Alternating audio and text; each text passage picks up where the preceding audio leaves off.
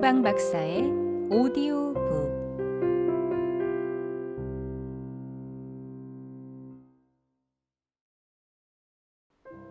고전 소설 다시 읽기.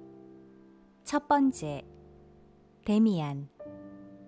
제 3장. 예수와 함께 십자가에 못 박힌 강도.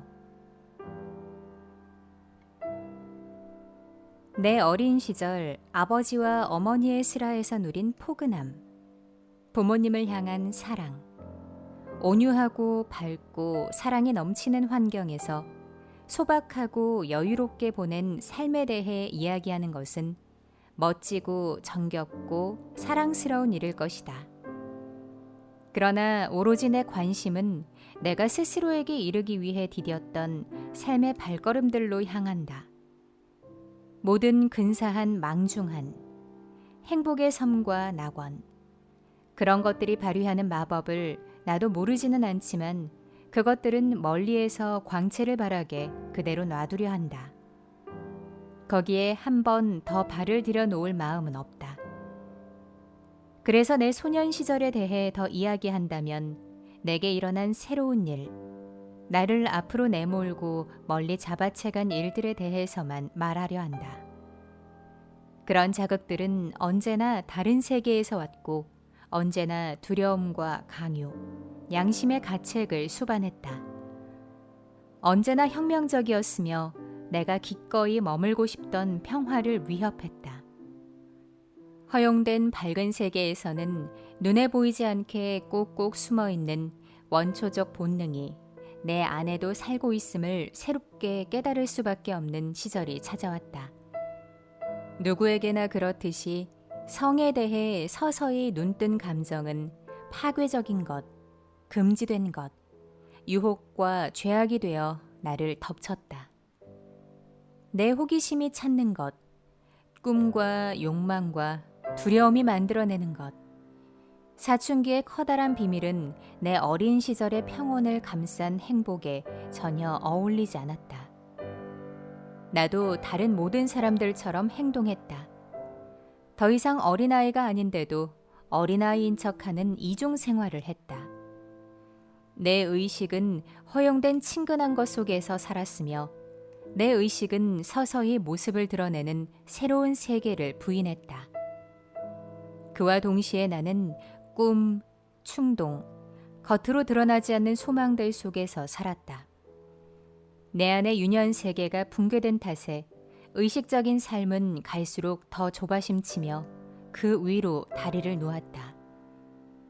거의 모든 부모님들이 그렇듯이 우리 부모님도 깨어나는 삶의 충동들을 도와주지 않으셨고 거기에 대한 이야기도 오가지 않았다. 다만 부모님은 내가 현실적인 것을 부정하는 동시에 점점 더 비현실적이고 거짓이 되어가는 유년 세계에 안주하려고 하는 가망 없는 시도들을 줄기차게 정성껏 도와주셨을 뿐이다. 과연 이런 일에서 부모들이 많은 도움이 될 수 있는지 나는 알지 못하며 또 내 부모님을 비난하고 싶은 마음도 없다. 내 문제를 해결하고 내 길을 찾아내는 것은 나 자신의 일이었으며 대부분 고이 자란 아이들이 그렇듯이 나도 내 일을 제대로 해내지 못했다. 누구나 이런 어려움을 겪기 마련이다. 이것은 보통 사람들에게 자신만의 삶의 요구와 주변 세계가 가장 가혹하게 갈등을 빚는 지점, 앞을 향한 길을 가장 혹독하게 쟁취해야 하는 지점이다. 많은 사람들이 죽음과 새로운 탄생을 체험하는데 이것은 우리의 운명이다. 평생 단 한 번 겪는 운명이다. 어린 시절이 바스러지면서 서서히 붕괴된다. 모든 정겨운 것들이 우리 곁을 떠나려 하고 우리는 돌연히 우주의 고독과 치명적인 냉기에 에워싸인 것을 느낀다. 그리고 아주 많은 사람들이 영원히 그 낭떠러지에 매달려 있으며 영영 돌이킬 수 없는 과거, 잃어버린 낙원의 꿈, 모든 꿈들 중에서 가장 고약하고 가장 살인적인 꿈에 일생 동안 고통스럽게 집착한다. 우리 이야기로 되돌아가자. 나에게 어린 시절의 종말을 알려준 느낌들과 꿈의 형상들은 여기서 이야기할 만큼 중요하지 않다. 중요한 사실은 그 어두운 세계, 다른 세계가 또다시 등장했다는 것이다. 한때 프란츠 크로머였던 것이 이제 나 자신 안에 숨어 있었다. 그와 동시에 외부에서도 다른 세계가 다시 나에 대한 지배권을 장악했다. 크로머와의 일이 있고 여러 해가 흘렀다. 내 인생의 극적이고 죄 많았던 그 시절은 이미 아스라이 멀리 있었고 마치 짧은 악몽처럼 공허해 보였다. 프란츠 크로머는 오래전에 내 인생에서 사라졌다. 나는 어쩌다 우연히 그와 마주쳐도 별로 개의하지 않았다. 그러나 내 비극의 또 다른 중요한 등장인물인 막스 데미안은 내 주변에서 완전히 사라지지 않았다. 그는 오랫동안 멀리 변두리에 머물렀다. 눈에 띄기는 했지만 영향을 미치지는 않았다. 그는 비로소 천천히 다시 다가왔으며 다시 힘과 영향력을 발산했다. 내가 그 시절의 데미안에 대해 무얼 알고 있는지 기억을 더듬어 본다. 아마 1년도 넘게 그와 단 한 번도 이야기를 나누지 않았을 것이다. 나는 그를 피했고 그는 결코 무리하게 다가오지 않았다. 가령 우리가 어쩌다 마주치면 그는 나를 향해 가볍게 고개를 끄덕했다. 그럴 때면 그의 친절함에 이따금 조롱이나 비꼬는 듯한 비난이 살핏 어려있는 것 같았다. 하지만 내가 그렇게 상상한 것일 수도 있었다. 그와 함께 겪었던 일, 당시 그가 내게 발휘했던 그 기이한 영향력은 그도 나도 모두 잊은 듯 보였다. 그의 모습을 떠올려 본다. 그에 대한 기억을 더듬어 보니 내 시선에 잡힌 그의 모습이 보인다. 그가 혼자 아니면 상급반의 다른 학생들과 어울려 학교에 가는 모습이 보인다. 그가 자신만의 대기에 에워싸여 자신만의 법칙에 따라 살며 낯설고 고독하게 조용히 마치 성좌처럼 그들 사이를 걷는 모습이 보인다. 아무도 그를 사랑하지 않았고 아무도 그와 친하게 지내지 않았다. 오직 그의 어머니만이 가까이 지냈는데 그는 어머니하고도 아이가 아니라 어른처럼 지내는 것 같았다. 선생님들은 그를 되도록 조용히 내버려 두었다. 그는 좋은 학생이었지만 그 누구의 마음에도 들려고 하지 않았다. 그가 선생님들에게 무슨 말을 했거나 논평을 했거나 반론을 제기했다는 소문이 간간히 들려왔다. 그런 말들은 더없이 신랄하게 도전적이거나 반어적이었다. 눈을 감고 기억을 더듬어 본다. 그의 모습이 눈앞에 떠오른다. 그곳이 어디였더라? 그래, 다시 생각난다. 우리 집 앞의 골목길이었다. 어느 날 나는 그가 한 손에 수첩을 들고 거기 서 있는 것을 보았다. 그는 그림을 그리고 있었다.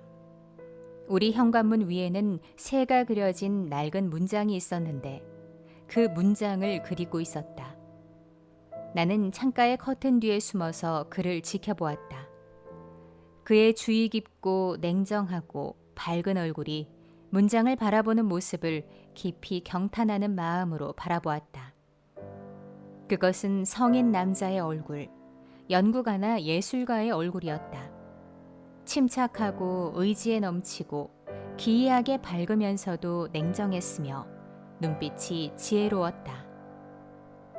다시 그의 모습이 보인다. 얼마 후 거리에서의 일이었다. 학교에서 돌아오는 길에 우리는 모두 길에 쓰러진 말을 애워싸고 있었다. 말은 끌채에 매인 채 농부의 마차 앞에 드러누워 도움을 구하는 듯 가엾게도 콧구멍을 벌름거리며 헐떡거렸다.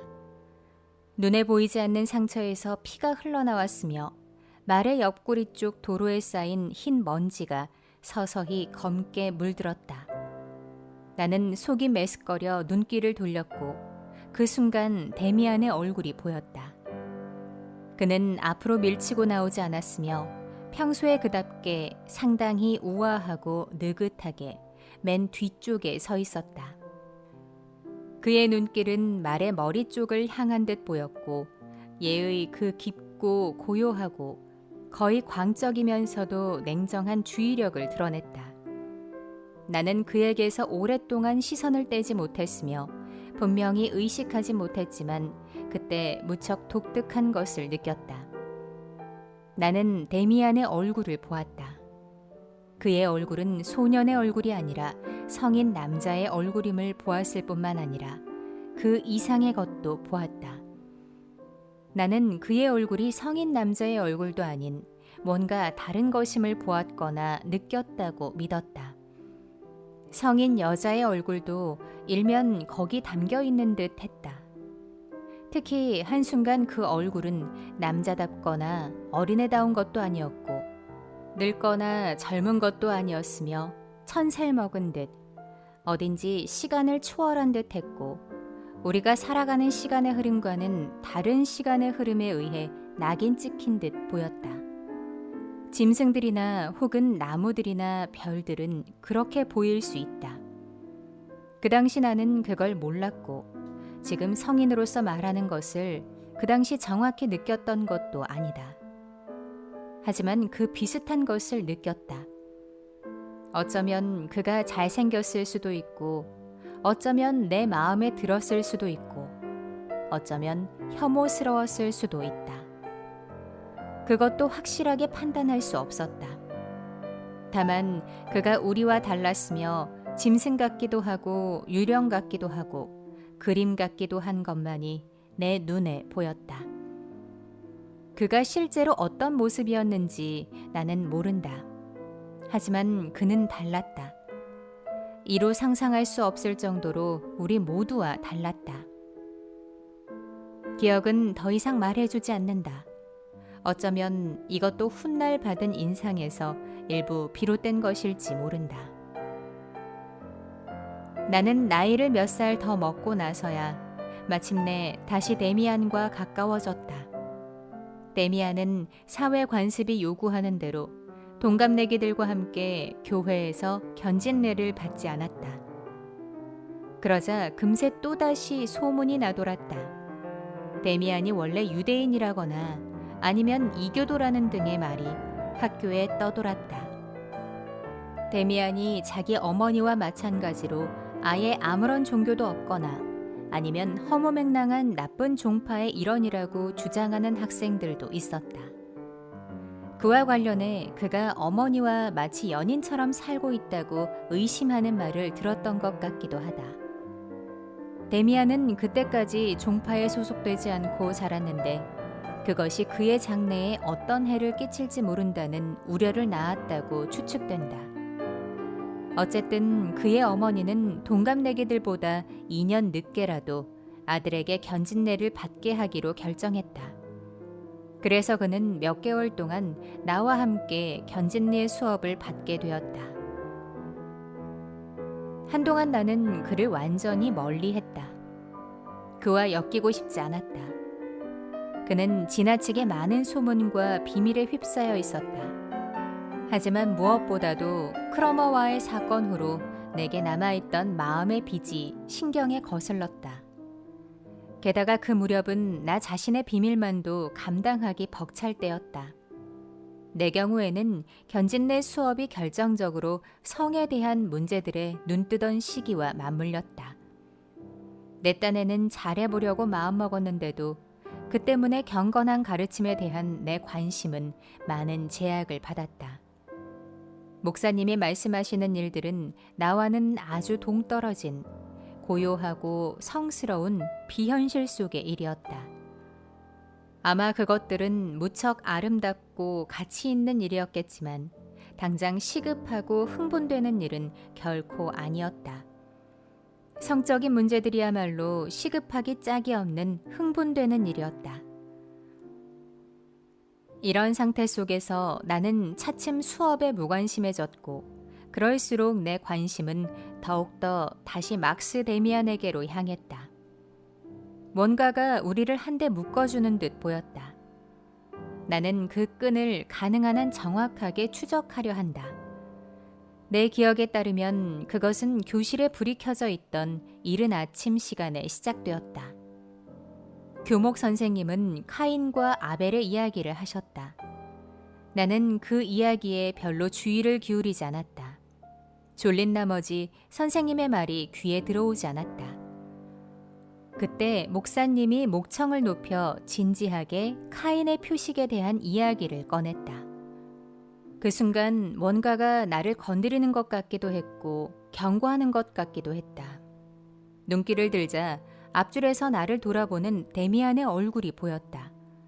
뭔가를 말하는 듯한 밝은 눈빛에 조롱과 진지함이 뒤섞여 있는 것 같았다. 그가 한순간 나를 바라보았고 나는 갑자기 긴장해서 목사님의 말씀에 귀를 기울였다. 목사님이 카인과 카인의 표식에 대해 하는 말을 들으면서 목사님의 가르침이 반드시 맞는 것만은 아니라고 마음속 깊이에서 느꼈다. 그것을 다르게 볼 수도 있었고 비판할 수도 있었다. 그 순간 데미안과 나는 다시 연결되었다. 그리고 신기하게도 일종의 연대감이 영혼 안에 자리하자마자 그 느낌이 마법처럼 공간으로 옮겨가는 것이 보였다. 데미안 스스로 그런 일을 야기할 수 있었는지 아니면 순전히 우연이었는지는 알 수 없다. 그 당시만 해도 나는 우연이라고 굳게 믿었다. 며칠 후 데미안이 종교 시간에 갑자기 자리를 바꿔 바로 내 앞에 앉았다. 누추한 빈민구호시설처럼 바글바글한 교실의 공기 속에서 아침에 그의 목덜미로부터 은은히 풍겨나오는 상큼한 비누 냄새를 내가 얼마나 기꺼이 들이마셨는지 아직도 기억에 생생하다. 다시 며칠 후 그는 또 자리를 바꿔 내 옆자리에 앉았다. 그리고 겨울이 가고 봄이 다 가도록 그 자리에 머물렀다. 그때부터 아침 시간이 완전히 달라졌다. 졸리지도 않고 지루하지도 않았다. 그 시간이 즐겁게 기다려졌다. 이따금 우리 둘은 목사님 말씀에 주의를 집중했다.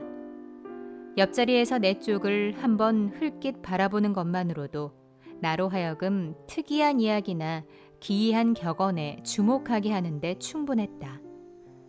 또 데미안이 보내는 다른 눈길, 아주 특별한 눈길 하나만으로도 내게 경고하고 내 안에서 비판과 의혹을 불러일으키기에 충분했다. 하지만 우리는 툭하면 수업에 귀 기울이지 않는 불량 학생이었다. 데미안은 선생님과 학우들에게 늘 예의 바르게 행동했다. 나는 데미안이 여느 학생들처럼 실없이 장난치는 것을 결코 본 적도 없고 큰 소리로 웃거나 떠드는 것도 결코 들은 적이 없다. 또 선생님들에게 꾸중 들을 짓도 결코 한 적이 없었다. 하지만 그는 아주 넌지시 속삭이는 말보다는 신호나 눈빛으로 자신이 열중하는 일들에 나를 끌어들이는 법을 알고 있었다. 그런 일들 가운데는 무척 특이한 것도 있었다. 가령 데미안은 자신이 학생들 가운데 누구에게 관심이 있으며 그런 학생들을 어떤 방식으로 주의 깊게 관찰하는지 내게 말해 주었다. 몇몇 아이들에 대해서는 매우 정확하게 알고 있었다. 수업 시작 전에 데미안이 내게 말했다. 내가 엄지로 너한테 신호하면 저기 저 아이가 우리 쪽을 돌아보거나 아니면 목을 긁을 거야. 그는 이런 식의 말들을 했다. 그러다 수업 중에 내가 그 말을 거의 잊어버리고 있는데 데미안이 벼랑간 눈에 확 띄게 내 쪽으로 엄지를 돌렸다. 나는 그가 미리 일러둔 학생에게로 재빨리 눈길을 돌렸고 그때마다 그 학생이 마치 조종당하는 듯이 요구된 몸짓을 하는 것을 보았다. 나는 선생님에게도 한번 시험해보라고 졸랐지만 막스는 그건 하려고 하지 않았다. 하지만 한 번은 수업 시작 전에 내가 오늘 숙제를 못했는데 목사님이 나한테 질문하지 않았으면 참 좋겠다고 말했을 때는 도와주었다. 목사님이 교리 문답 구절을 암송시킬 학생을 찾아 두리번거렸다. 학생들을 훑어보던 목사님의 눈길이 죄책감에 떠는 내 얼굴에 머물렀다. 목사님은 천천히 내게 다가와 한 손가락으로 나를 가리키며 내 이름을 부르려고 했다. 그러더니 갑자기 표정이 멍해졌든지 아니면 불안해졌다. 목사님은 옷깃을 매만지고는 자신의 얼굴을 뚫어져라 바라보는 데미안에게로 걸어가 뭔가를 질문하려는 듯 보였다. 하지만 뭔가에 깜짝 놀란 듯 고개를 돌리고는 잠시 기침을 하더니 다른 학생에게 교리 문답을 외울 것을 요구했다. 나는 그런 장난이 무척 재미있었는데 내 친구가 나한테도 자주 똑같은 장난을 친다는 걸 서서히 깨달았다. 학교 가는 길에 데미안이 내 뒤를 저만치 따라온다는 느낌이 불현듯 들 때가 있었다. 그래서 뒤돌아보면 영락없이 그가 있었다. 정말로 다른 사람이 네가 원하는 대로 생각하게 할 수 있어? 나는 물었다. 데미안은 특유의 어른스러운 태도로 침착하고 차분하게 흔쾌히 알려주었다. 아니야, 그는 말했다. 그건 할 수 없어. 목사님은 인간에게 자유의지가 있다고 주장하시지만 사실은 그렇지 않거든. 상대방 스스로도 자신이 원하는 걸 생각할 수 없고 나도 상대방에게 내가 원하는 걸 생각하게 할 수 없어.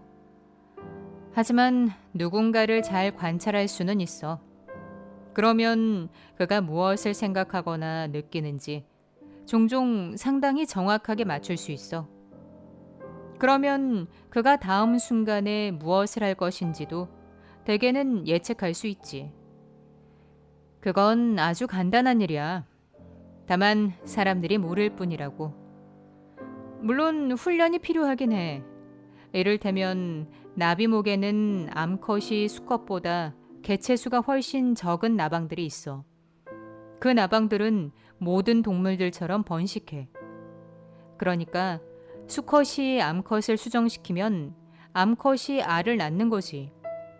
자연 연구가들이 여러 차례 시험해 봤는데 만일 여기에 그 나방의 암컷 한 마리가 있다면 밤에 수나방들이 그 암컷을 향해 날아온다는 거야. 그것도 몇 시간 떨어진 곳에서. 한번 생각해봐. 몇 시간이나 떨어진 곳에서 날아온다니까. 몇 킬로미터 떨어져 있어도 모든 수나방들이 그 지역에 단 한 마리밖에 없는 암컷을 감지한다는 거야. 사람들은 그걸 설명하려고 하지만 쉽지 않은 일이야. 일종의 후각 아니면 뭐 그런 비슷한 게 있지 않겠어? 가령 뛰어난 사냥개들이 눈에 띄지 않는 흔적을 쫓아서 추적할 수 있듯이 말이야. 무슨 말인지 알겠어? 그런 일들이 있어. 자연에는 그런 일들이 수두룩한데 아무도 그걸 설명할 수가 없어. 분명히 말하는데 만일 그 나방의 암컷이 수컷만큼 많다면 그런 섬세한 후각을 갖지 못했을 거야. 그런 상황에 훈련이 되어서 그런 후각을 갖게 되었을 뿐이라고. 동물이나 인간이 모든 주의력과 의지를 어떤 특정한 일에 집중하면 뜻을 이룰 수 있어. 그게 전부야. 네가 방금 물은 것도 마찬가지야. 네가 누군가를 충분히 정확하게 바라보면 그 사람에 대해 그 자신보다 더 많은 걸 알 수 있어. 하마터면 독심술이라는 낱말이 입 밖으로 튀어나와서 이미 오래전의 일이 되어버린 크로머와의 사건을 데미안에게 상기시킬 뻔했다. 그것도 우리 둘 사이에 있었던 기이한 일 가운데 하나였다. 그가 여러 해 전에 한번 내 인생에 매우 진지하게 관여했던 것을 그도 나도 결코 암시한 적이 없었다. 우리 사이에 마치 예전에 아무 일도 없었던 것 같기도 했고 아니면 서로 상대방이 그 일을 잊었을 거라고 철석같이 믿는 것 같기도 했다. 심지어는 우리가 함께 길을 걷다가 프란츠 크로머와 마주친 적도 한두 번 있었다. 하지만 우리는 시선을 주고받지도 않았고 그에 대한 말을 입에 올리지도 않았다. 그렇다면 의지는 어떻게 되는 거야? 나는 물었다. 너는 인간에게 자유의지가 없다고 말했어. 그래놓고는 인간이 뭔가에 힘껏 의지를 집중하기만 하면 뜻을 이룰 수 있다니 앞뒤가 안 맞잖아. 내가 내 의지를 다스리지 못한다면 어떻게 내 마음대로 내 의지를 여기저기에 집중할 수 있겠어? 데미안은 내 어깨를 툭툭 쳤다. 내가 그를 기쁘게 할 때마다 그는 내 어깨를 치는 버릇이 있었다. 그런 질문을 다 하다니 좋아. 그가 웃으며 말했다. 사람은 항상 질문을 하고 항상 의심을 품어야 해. 하지만 그건 아주 간단해. 예를 들어 나방이 별이나 다른 어딘가에 의지를 집중하려고 하면 뜻을 이룰 수 없어. 하긴 나방은 아예 그런 시도조차 하지 않아. 나방은 오로지 자신에게 의의 있고 가치 있는 것, 자신에게 필요한 것, 무조건 가져야 하는 것만을 찾거든. 바로 그래서 믿기 어려운 일도 해내는 거라고. 나방은 이 세상의 다른 동물들에겐 없는 마법의 제6감, 오로지 나방만이 지닌 제6감을 발휘해. 물론 우리 인간은 동물들보다 활동 영역도 더 넓고 관심 분야도 더 많아. 하지만 우리도 비교적 좁은 범위에 묶여 있어서 그 범위를 벗어나긴 어려워. 나는 이런저런 것을 공상할 수 있고 예를 들어 반드시 북극에 가겠다는 등의 상상을 할 수 있어. 하지만 그 소원이 내 마음속에 오롯이 들어있고 실제로 내 본성이 그 소원으로 가득 채워져야만 그걸 실행에 옮길 수 있으며 또 충분히 강하게 원할 수 있어. 그렇게 되는 즉시 네 마음속으로부터 명령받은 것을 시도하는 즉시 뜻을 이룰 수 있어. 네 의지를 순한 말처럼 부릴 수 있다고. 가령 지금 내가 우리 목사님이 앞으로 안경을 쓰지 않도록 해야겠다고 작정하면 그건 이루어지지 않아. 그건 단순히 장난에 지나지 않아. 하지만 지난 가을에 내가 저 앞자리에서 다른 곳으로 자리를 옮겨야겠다고 굳게 마음먹었을 때는 아주 잘 되었어. 알파벳 순서대로 내 앞에 아이가 그동안 쭉 아파서 못 나오다가 그때 갑자기 나타났어. 누군가 그 아이에게 자리를 양보해야 하는 판이었고 나는 당연히 얼른 양보했지. 내 의지는 즉각 그 기회를 붙잡을 준비가 되어 있었거든. 그렇구나. 나는 말했다. 그때도 참 이상하다는 생각이 들었어. 우리가 서로에게 관심을 느낀 순간부터 너는 내게 점점 가까이 다가왔어. 근데 어떻게 된 거야? 처음부터 곧바로 내 옆에 앉지는 않았잖아. 우선 몇 번은 내 앞자리에 앉았어. 그렇지 않아? 그건 어떻게 된 거야? 그건 이렇게 된 거라고. 처음에 자리를 바꾸고 싶었을 땐 어디에 앉고 싶은지 나 자신도 잘 몰랐어. 막연히 더 뒤쪽에 앉고 싶다는 것만 알았을 뿐이야. 내 의지는 네 옆으로 가겠다는 것이었는데 그때까진 나도 잘 의식하지 못했어. 그와 동시에 네 의지가 함께 작용해서 나를 도왔어. 네 앞자리에 앉았을 때야 비로소 내 소원이 겨우 반만 이루어졌다는 생각이 들더라고. 사실은 다른 자리 아닌 바로 네 옆자리에 앉고 싶었던 걸 깨달았지. 하지만 그땐 새로 들어온 학생도 없었잖아. 없었지. 하지만 그땐 내가 그냥 원하는 대로 해버렸어. 재빨리 네 옆에 앉아버렸지? 나하고 자리를 바꾼 아이는 어안이 벙벙해서 내가 하는 대로 내버려 두었어. 그리고 목사님은 뭔가 변화가 있다는 걸 한번 알아채긴 하셨어. 나를 대할 때마다 은연중에 찜찜해하고 계셔. 내 성이 데미안인데 D로 시작하는 내가 아주 뒤편에 S자 줄에 앉아있는 게 이상하다는 걸 알고 계시거든. 하지만 그런 생각이 의식까지 밀고 올라오진 않고 있어. 내 의지가 그걸 가로막고 그런 생각을 하지 못하도록 계속 방해하고 있거든. 목사님은 뭔가가 이상하다는 걸 번번이 눈치채시고 나를 보며 그게 뭘까 알아내려고 하셔. 좋은 분이야. 하지만 내겐 간단한 방법이 있어. 그럴 때마다 목사님의 눈을 빤히, 아주 빤히 쳐다보는 거야. 대부분의 사람들은 그걸 잘 견디지 못해. 다들 불안해하지.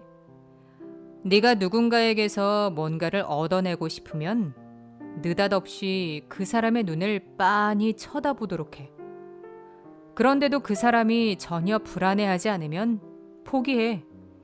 그 사람한테선 아무것도 얻어낼 수 없어. 절대로 얻어낼 수 없다니까.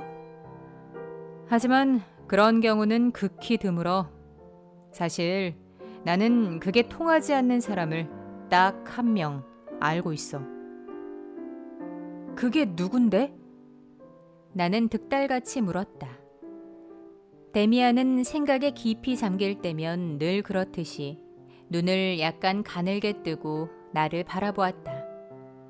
그러더니 시선을 돌리고 아무 대답도 하지 않았다. 나는 무척 궁금했는데도 다시 묻지 못했다. 하지만 그 사람이 그의 어머니였다고 나는 믿는다. 데미안은 어머니와 무척 가깝게 지냈는 듯 했지만 내게 한 번도 어머니 이야기를 한 적이 없었고 나를 집으로 데려간 적도 없었다. 나는 그의 어머니가 어떻게 생겼는지도 거의 몰랐다. 그 당시 나는 데미안을 본받아 내 의지를 뭔가에 집중해서 뜻을 잃어보려고 여러 번 시도했다. 내게는 충분히 절실해 보이는 소망들이 있었다. 하지만 아무 일도 일어나지 않았고 뜻대로 되지 않았다. 나는 그 일에 대해 데미안하고 감히 이야기해볼 엄두가 나지 않았다. 내가 소망하는 것을 그에게 털어놓을 수는 없었다. 그리고 그도 묻지 않았다. 종교 문제와 관련해 내 신앙심에는 그 사이 많은 균열이 생겼다. 하지만 전적으로 데미안에게 영향받은 내 생각은 철저한 불신앙을 내세우는 학우들의 생각과는 뚜렷이 달랐다. 그런 학우들이 실제로 몇몇 있었다. 그들은 신을 믿는 것이 우스꽝스럽고 인간의 존엄성을 해치는 일이며 삼위일체와 예수가 동정녀 마리아에게서 태어났다는 이야기들은 그야말로 웃기는 일이고 오늘날 그런 헛된 소리를 떠벌리는 것은 수치스러운 짓이라는 등의 말을 떠들고 다녔다. 나는 결코 그렇게 생각하지 않았다. 나도 의구심이 들기는 했지만 내 어린 시절의 모든 경험을 통해 우리 부모님이 실천하신 것과 같은 경건한 삶이 실제로 있으며 그런 삶이 품위 없지도 않고 위선도 아니라는 것을 충분히 알고 있었다. 나는 오히려 종교적인 것에 대해 변함없이 깊은 경외심을 품고 있었다. 다만 데미안은 종교적인 이야기들과 교리들을 더 자유롭게, 더 개인적으로, 더 유희적으로, 더 환상적으로 보고 해석하도록 도와주었을 뿐이다. 적어도 나는 데미안이 권유하는 해석들을 늘 기꺼이 즐거운 마음으로 들었다. 물론 너무 과격하게 생각되는 것들도 많이 있었다. 카인의 이야기가 그랬다. 견진리의 수업 중에 한 번은 그가 아마 더욱더 대담할 수 있는 견해를 펼쳐 나를 깜짝 놀라게 했다. 선생님이 막 골고다 이야기를 끝내고 난 뒤의 일이었다. 구세주의 순환과 죽음에 대한 성서의 보고는 아주 어린 시절부터 내게 깊은 인상을 주었다. 어린 소년 시절에 이따금 이를테면 성금요일에 아버지가 예수 그리스도의 순환사를 낭독하시고 나면 나는 마음 깊이 감동받아서 그 비통하고 아름답고 창백하고 으스스하면서도 무척 생생한 세계에서 겟세마네 동산과 골고다 언덕에서 살았다. 그리고 바흐의 마태 순환곡을 들으면 온갖 신비로운 전율에 몸을 부르르 떨며 그 비밀스러운 세계에 음울하고 강렬한 순환의 광채에 휩싸이곤 했다. 나는 그 음악과 죽음의 칸타타를 지금도 모든 시와 모든 예술적 표현의 정수라고 생각한다. 그 수업이 끝날 무렵 데미안이 내게 진지한 표정으로 말했다. 싱클레어, 여기 이 부분이 마음에 들지 않아. 이 이야기를 한번 잘 읽어보고 직접 음송해봐. 뭔가 진부한 것 같아. 그러니까 두 강도 이야기 말이야. 언덕 위에 세 개의 십자가가 나란히 서 있으면 얼마나 멋있겠어? 그런데 이건 우직한 강도에 대한 감상적인 팸플릿 이야기에 지나지 않아. 애초에 그는 범죄자였고 악행을 저질렀어. 전부 무슨 악행을 저질렀는지 하느님은 아시겠지. 그런데 이제 마음이 유연해져서는 회개와 참회의 눈물 어린 향연을 벌이다니. 무덤을 두 걸음 앞두고서 그런 참회가 무슨 의미가 있겠어? 안 그래? 이거는 성직자들이 들려주기에 딱 안성맞춤의 이야기일 뿐이라고. 귀에 달콤하게 들리는 솔직하지 못한 이야기. 사람들의 마음을 감상적으로 슬슬 녹여서 잘 교화시켜 보겠다는 의도에서 비롯되었다고. 이 두 강도 중에서 네가 지금 한 명을 친구로 선택해야 하거나 또는 어느 한 명을 신뢰할 수 있을 것인지 생각한다면 틀림없이 이 울먹이며 개종한 자는 아닐 거야. 아니, 다른 강도를 선택할 거야. 그 자가 사나이답고 지조도 있어. 그 자는 그런 처지에서 입에 발린 말에 지나지 않을 개종 따위엔 관심이 없어. 끝까지 제 갈 길을 가고 그때까지 그를 도왔을 악마에게 최후의 순간에 비겁하게 결별을 선언하지도 않아. 그는 지조 있는 남자라고. 그리고 지조 있는 사람들은 성서 이야기에서 늘 푸대접받아. 아마 그 남자도 카인의 후예일 수 있어. 넌 어떻게 생각해? 나는 무척 당혹스러웠다. 예수님이 십자가에 못 박힌 순환사에 대해선 아주 잘 안다고 믿었는데 내가 그 이야기를 얼마나 개인적인 느낌 없이 얼마나 상상력과 환상 없이 듣고 읽었는지 그제야 비로소 알 것 같았다. 그런데도 데미안의 새로운 생각은 내게 치명적으로 들렸으며 내가 수호해야 한다고 믿었던 개념들을 내 안에서 뒤엎으려 했다.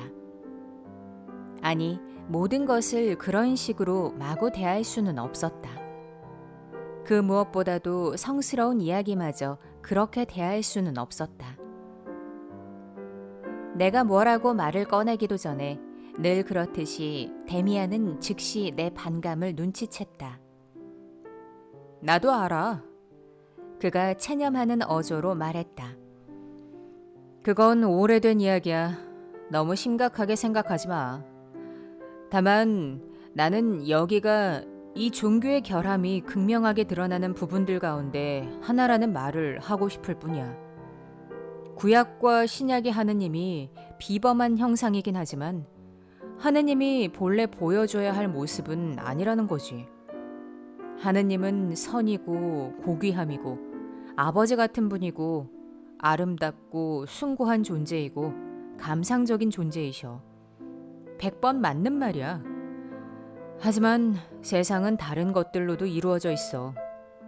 그런데 그것들은 모조리 악마의 것으로 떠넘겨지고 있어. 세상의 이 부분, 이 절반이 은폐되고 묵살되고 있어. 하느님을 모두 생명의 아버지라고 찬양하지만 정작 생명의 토대를 이루는 성생활은 아예 묵살하고 악마의 일, 죄악이라고 선언하고 있다니까. 나는 이 야훼 하느님을 숭배하는 것을 반대하지 않아. 조금도 반대하지 않는다고. 하지만 우리가 모든 것을 숭상하고 신성하게 여겨야 한다고 생각해. 이처럼 인위적으로 떼어내어 공식적으로 인정한 절반이 아니라 세계 전체를 말이지. 그러니까 우리는 하느님에 대한 예배와 더불어 악마에 대한 예배도 드려야 해. 나는 그게 옳다고 봐. 아니면 악마까지 포함하는 하느님을 만들어내든지. 그러면 그 하느님 앞에서는 이 세상에 더없이 자연스러운 일들이 일어날 때 두 눈을 감지 않아도 될 거야. 데미안은 평소에 그답지 않게 많이 격양되어 있었다. 하지만 곧바로 다시 미소를 지으며 더 이상 나를 다그치지 않았다. 하지만 그런 말들은 내가 소년 시절 내내 품고 있었던 수수께끼. 한시도 내 뇌리를 떠나지 않았지만 그 누구에게도 결코 입 밖에 내지 않은 수수께끼를 명중시켰다. 데미안이 하느님과 악마, 공식적으로 인정된 신적 세계와 묵살된 악마적 세계에 대해 한 말은 바로 나 자신의 생각, 나 자신의 신화, 밝은 세계와 어두운 세계라는 두 세계, 혹은 두 반쪽 세계에 대한 생각과 정확히 일치했다. 내 문제가 모든 인간의 문제이고 모든 삶과 사유의 문제라는 깨달음이 성스러운 그림자처럼 불현듯 나를 스쳤다. 나는 나 자신의 극히 독자적이고 개인적인 삶과 의견이 거대한 사상의 영원한 흐름에 얼마나 깊이 동참하는지 불현듯 느끼고 깨달으면서 두려움과 경외감에 휩싸였다. 그 깨달음이 어떤 식으로든 확증과 행복을 선사했는데도 나는 기쁘지 않았다. 이제 어린아이로 머물러서는 안 되며 홀로 서야 한다는 책임감의 여운이 담겨있던 탓에 그 깨달음은 가혹했고 알알한 맛을 남겼다. 나는 아주 어린 시절부터 품고 있었던 두 세계에 대한 생각을 내 친구에게 이야기하고 마음속 깊이 간직해온 비밀을 난생 처음 털어놓았다. 그러자 그는 나의 가장 내밀한 감정이 자신의 말에 동의하고 자신의 말이 옳다고 인정하는 것을 즉시 알아차렸다. 하지만 그런 걸 자신에게 유리하게 이용하는 것은 그답지 않은 일이었다. 그가 전에 없이 더욱 주의 깊게 내 말에 귀를 기울이고 내 눈을 들여다보아서 나는 눈길을 다른 데로 돌릴 수밖에 없었다. 그의 눈에서 다시 짐승처럼 시간을 초월한 듯한 그 기이한 눈빛, 그 예측할 수 없는 나이를 보았기 때문이다. 그 일에 대해선 다음 기회에 한 번 더 이야기하자. 데미안은 조심스럽게 말했다. 내가 보기에 너는 말로 표현할 수 있는 것보다 더 많은 생각을 하고 있어. 만일 그렇다면 너 자신이 지금까지 한 번도 생각한 대로 살아보지 못했다는 것도 알고 있을 거야. 그건 좋지 않아. 우리가 삶으로 실천하는 생각만이 가치가 있어. 너의 허용된 세계가 단지 반쪽 세계에 지나지 않는다는 걸 너는 알고 있었어. 그리고 목사님이나 선생님처럼 나머지 반쪽 세계를 숨기려 했지. 그걸 숨길 수는 없어. 누구든 일단 생각을 하게 되면 절대 숨길 수 없어. 이 말로 나는 큰 충격을 받았다. 하지만 말이야, 나는 언성을 높였다. 금지된 추악한 일들이 있는 건 엄연한 사실이야. 너도 그걸 부정하지는 못할 거야. 그리고 그런 일들은 어차피 금지되어 있어. 우리는 그걸 포기해야 해. 나는 살인을 비롯해서 가능한 온갖 죄악들이 있다는 걸 알고 있어. 그런데 그런 것들이 존재하니까 나보고 가서 범죄자가 되란 말이야? 오늘 그 이야기를 다 할 수는 없을 거야. 막스가 나를 달랬다. 너는 물론 사람을 때려 죽이거나 여자를 강간 살인해서는 안 돼. 그건 안 돼. 하지만 넌 허용된 것과 금지된 것이 실제로 무슨 뜻인지 통찰할 수 있는 데까진 아직 이르지 못했어. 이제 진실을 겨우 한 조각 맛보았을 뿐이야. 곧 다른 조각들도 맛보게 될 거야. 내 말 믿어. 예를 들어 대략 1년 전부터 너는 네 안에서 다른 모든 충동들보다 더 강하게 치미는 충동을 느낄 거야. 그리고 그 충동은 금지된 것으로 간주되고 있어. 그런데 그리스 사람들과 다른 많은 민족들은 그 충동을 오히려 신적인 것으로 높이 사고 성대한 축제를 열어 숭상했어. 그러니까 영원히 금지된 것은 없어. 언제든 바뀔 수 있지. 오늘날에도 어떤 남자든 여자와 함께 목사님을 찾아가 결혼만 하면 그 여자와 잠을 자도 돼. 다른 민족들의 경우에는 그렇지 않아. 오늘날에도 그래. 그러니까 우리는 제각기 무엇이 허용된 것이고 무엇이 금지된 것인지, 자신에게 금지된 것인지 스스로 알아내야 해. 결코 금지된 것을 하지 않는데도 무도한 악당일 수 있어. 그리고 그 반대의 경우도 있지. 그건 사실 안일하면 문제일 뿐이야. 너무 안일해서 스스로 생각하고 스스로 판단할 수 없는 사람은 기왕지사 있는 그대로의 금기에 순응하지. 그게 맘 편하거든. 그와는 달리 자기 안에서 스스로 계율을 느끼는 사람들이 있어. 그런 사람들에게는 모든 정직한 사람들이 날마다 하는 일들이 금지되기도 하고, 흔히 금기시되는 다른 일들이 허용되기도 해. 제각기 스스로 알아서 해야 해. 데미안은 말을 너무 많이 했다고 문득 후회하는 듯 갑자기 입을 다물었다. 그때 이미 나는 데미안이 어떤 심정인지 어느 정도 마음으로 헤아릴 수 있었다. 그는 머릿속에 떠오르는 생각들을 언뜻 가볍고 편안하게 털어놓는 듯 했지만 그 스스로 언젠가 말했듯이 오로지 말하기 위한 대화를 죽도록 싫어했기 때문이다. 그런데 그는 내가 진정으로 관심이 있으면서도 지나치게 유희적이고 이성적인 수다를 지나치게 즐긴다고 느꼈다. 간단히 말해서 내게 완벽한 진지함이 결여되어 있다고 느낀 것이다.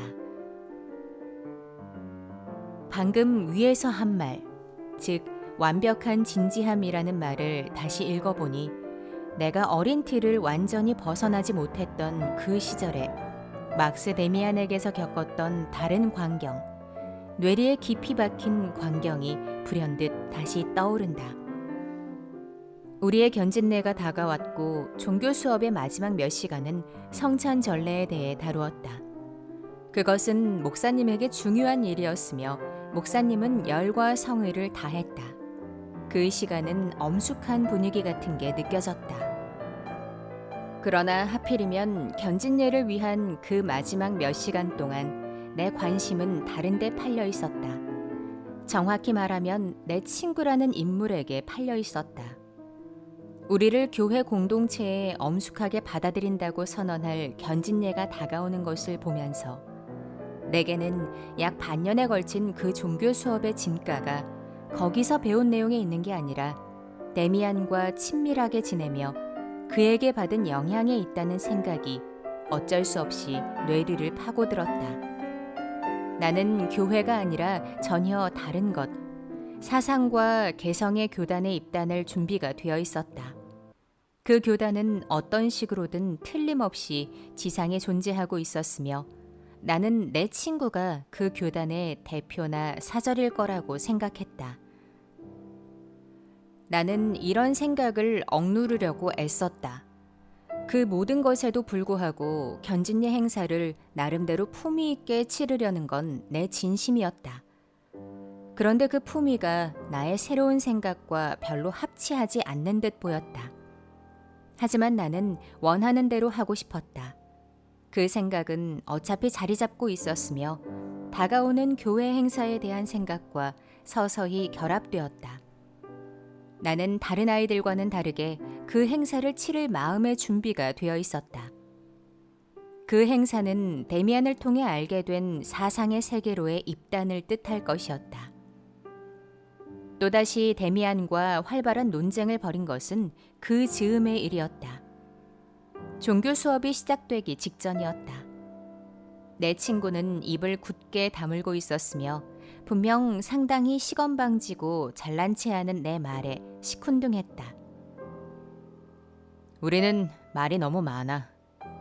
그가 평소와는 다르게 진지한 어조로 말했다. 그렇게 똑똑한 말들은 아무 가치가 없어. 아무 가치가 없다고. 다만 자기 자신에게서 멀어질 뿐이야. 자신에게서 멀어지는 것은 죄악이야. 거북이처럼 완전히 자기 자신 속으로 기어들어갈 수 있어야 해. 그 말에 이어 우리는 교실로 들어갔다. 수업이 시작되었고 나는 주의를 집중하려고 노력했다. 데미안은 나를 방해하지 않았다. 얼마 후 그가 앉아있는 쪽에서 특이한 게 느껴지기 시작했다. 텅 빈 것 같기도 했고 서늘한 것 같기도 했다. 마치 그 자리가 벼랑간 텅 빈 듯했다. 그 느낌이 가슴을 답답하게 조여오기 시작했을 때 나는 옆을 돌아보았다. 내 친구가 평소처럼 반듯한 자세로 똑바로 앉아있는 게 보였다. 그런데도 평소와는 완전히 달라 보였다. 내가 모르는 뭔가가 그에게서 흘러나와 그를 애워싸고 있었다. 그가 눈을 감고 있는 줄 알았는데 자세히 보니 눈을 뜨고 있었다. 그러나 그의 눈은 아무것도 보지 않았다. 그의 눈에는 시력이 없었다.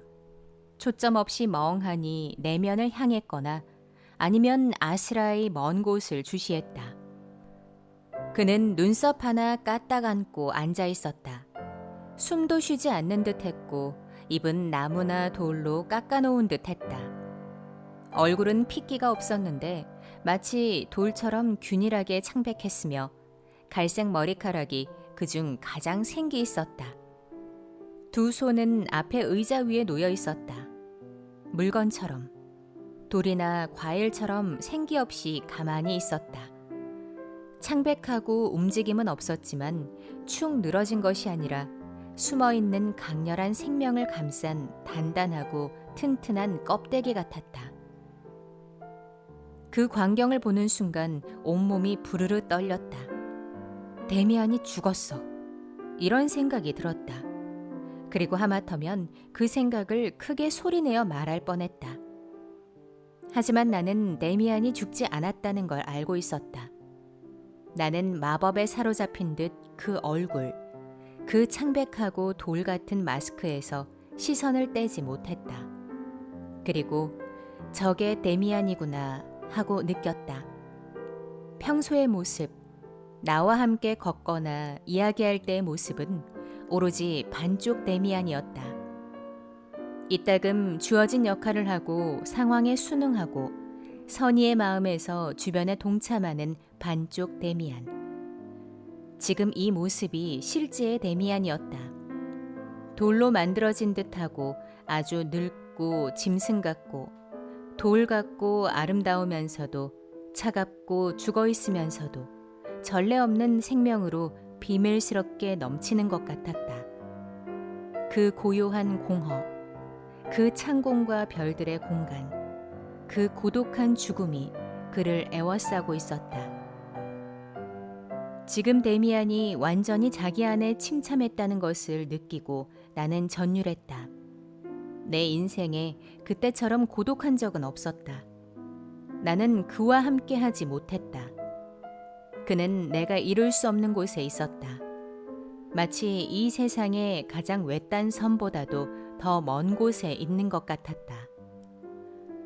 나 말고는 아무도 그것을 보지 못한다는 게 이해되지 않았다. 모두가 이쪽을 봐야 했다. 모두가 전율해야 했다. 하지만 아무도 그에게 주목하지 않았다. 그는 그림처럼 앉아 있었다. 그가 우상처럼 뻣뻣하게 굳은 자세로 앉아 있다는 생각이 들었다. 파리 한 마리가 그의 이마에 내려앉아 코와 입술을 타고 천천히 기어 내려갔지만 그는 주름살 하나 움찔하지 않았다. 그는 지금 어디에 있을까? 무엇을 생각할까? 무엇을 느낄까?